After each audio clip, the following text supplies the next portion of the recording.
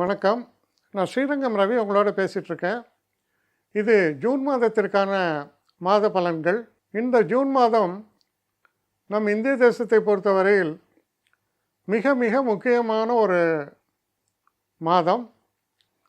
ஏன்னா இந்தியாவின் தலைவிதியை நிர்ணயிக்கக்கூடிய விஷயங்கள் நடக்கக்கூடிய மாதம் அப்படின்னு நீங்கள் எடுத்துக்கலாம். அவ்வளோ இம்பார்ட்டன்ஸ் நிறைஞ்ச ஒரு மாதமாக இருக்குது. நான் சொல்கிறது அஸ்ட்ராலஜிக்கலாக இல்லை, ஆனால் ஒரு புதிய கவர்மெண்ட் ஃபார்ம் ஆகிற ஒரு காலம். அதனால் இது முக்கியத்துவம் வாய்ந்தது. இப்போ நம்ம நிகழ்ச்சிக்கு போகலாம். கடகராசி. கடகராசி நேயர்களை பொறுத்த வரைக்கும் இந்த மாத தொடக்கம் மிக சிறப்பானது.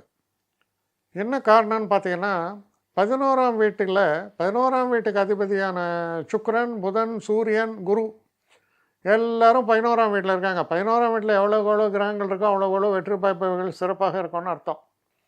அப்போது கிட்டத்தட்ட பார்த்திங்கன்னா மே மாதம் ஒரு இப்போ செகண்ட் ஹாஃப்லேருந்தே தொடங்கக்கூடிய இந்த வெற்றி வாய்ப்புகள் தொடர்ந்து இருக்கிறது அப்படின்னு அர்த்தம். அதுக்கப்புறம் 12ஆம் வீட்டில் சுக்கிரனும் புதனும் போனால் என்ன அர்த்தம்னா, சில காஸ்ட்லியான ஐட்டம்ஸ் எல்லாம் நீங்கள் வாங்குவீங்க. அப்போ அதற்கான தனவரவும் இருக்கும். இப்போ எனக்கு வீட்டில் ஒரு நல்ல வசதியான இந்த சில விஷயங்கள் வேணும், ஒரு நல்ல ஃபோன் வேணும், ஒரு நல்ல கார் கூட வாங்கலாம். இதுக்கான வாய்ப்புகள் எல்லாம் உங்களுக்கு வரக்கூடிய ஒரு காலம். மனசில் உங்களோட அபிலாஷைகள் நிறைவேறக்கூடிய ஒரு காலம்னு சொல்லலாம். ஒரு இறுக்கமான சூழ்நிலை என்பது விலகும். முக்கியமான காரணம் அதுக்கு என்னென்னா, குரு 11ஆம் வீட்டில் இருப்பது. குரு 11ஆம் வீட்டில் இருக்கும்போது என்ன, தனவரவை இன்க்ரீஸ் பண்ணுவார். அதுவே பாதி ப்ராப்ளத்தை குறைக்கும். இந்த தனவரவினால் அவர் பார்க்கக்கூடிய இடம் 3, 5, 7. 3ஆம் இடம் என்பது உங்கள் செல்ஃப் கான்ஃபிடென்ஸை அதிகப்படுத்துறது, கம்யூனிகேஷனை நல்லா ஆக்கிறது, முயற்சிகளை திருவினையாக்கும். 5ஆம் வீடு என்பது நம்முடைய புத்தி. அந்த புத்தி சரியான முறையில் வேலை செய்யும். 2வது ஒரு ஆராய்ச்சி தன்மை, சரியான முடிவுகளை எடுப்பது போன்ற விஷயங்களுக்கெல்லாம் உதவியோடு மட்டும் இல்லாமல் புகழையும் தரும். புத்திரபாகியம் இல்லாதவர்களுக்கு புத்திரபாகியம் ஏற்படுவதற்கான வாய்ப்புகள் ஏற்படும். அப்புறம் அவர் பார்க்கக்கூடிய இடம் 7ஆம் இடம். என்னதான் திருமணம் தடைப்பட்டு இருந்தாலும் அந்த திருமணம் நடப்பதற்கான ஒரு சாத்தியக்கூறுகள். அதோடு மட்டும் இல்லாமல் தொழிலில் வெற்றி வாய்ப்புகளை தரும். அப்போ சனி 8ல் இருக்க அந்த ஒரு பிரச்சனையிலேருந்து இப்போ நீங்கள் விடுபடுற ஒரு காலம். அதுவே உங்களுக்கு அட்வான்டேஜஸ் ஆகிடும். ஏன்னா 8ஆம் இடத்துல சனி இருக்கும்போது அதை சமாளிப்பதற்காக பல விஷயங்களில் நீங்கள் ஈடுபட்டு ரொம்ப ஹார்ட் ஒர்க் பண்ணியிருப்பீங்க. இப்போது உங்களுக்கு சாதகமாக ஒரு காரியம் நடந்து விட்டதால் அந்த ஹார்ட் ஒர்க்குடைய பலனை நீங்கள் அனுபவிக்க போகிறீங்க. இதைத்தான் இந்த விபரீதமான ராஜயோகம் அப்படிலாம் சொல்கிறது. இப்போது நீங்கள் போகிறீங்க, காரு ஒரு ஹைவேஸில் ரிப்பேர் ஆகிடுது, ரொம்ப கஷ்டம்.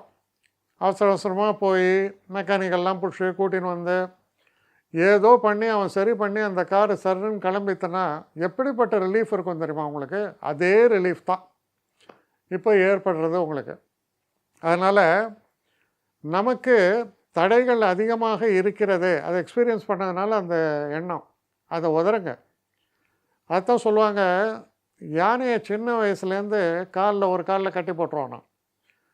அது ஒரு 10 வருஷம் கழிச்சு பார்த்திங்கன்னா யானையின் பலம் எப்படி பெரிய பலம். அது ஒரு சின்ன கட்டையில் இவ்வளோ செயினை ஒரு இழுத்துன்னா அது அட்ரஸ் இல்லாமல் போயிடும். இதுக்கு சின்ன வயசுலேருந்து பழகிட்டதால் அது லேசாக காலை ஆட்டிட்டு ஐயோ இதை நம்ம இழுக்க முடியாது அப்படின்னு நின்றுட்டுருக்குமா. இதுதான் யானையோடைய சைக்காலஜி.